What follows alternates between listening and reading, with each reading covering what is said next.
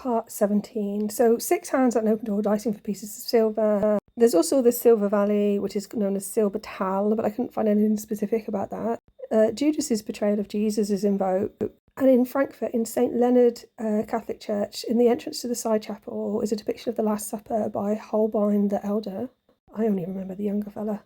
In 1219, Emperor Frederick II of Hohenstaufen gave the citizens of Frankfurt a place for the construction of a chapel in honour of the Mother of God and St. George.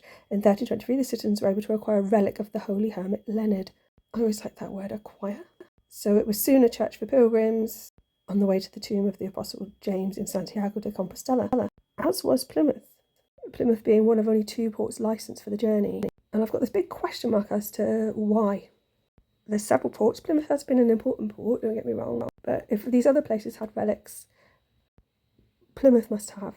There's a plaque about the Way of St. James on Lammer Hill in the Barbican, and there's also the golden shell, a bigger version of what pilgrims would have often worn. So just to ramble about Plymouth for a little bit, because we have got something called the Frankfurt Gate.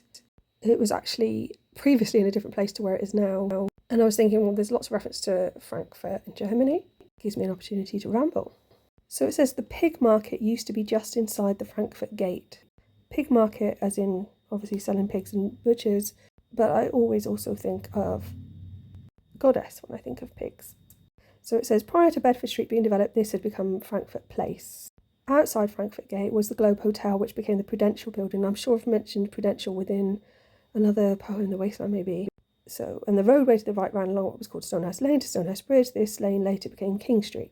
As traffic became heavier, the town gates began to cause obstruction, so they were gradually removed. That area is actually what is our town centre now. But the actual Frankfurt Gate is at what we call the bottom end of town.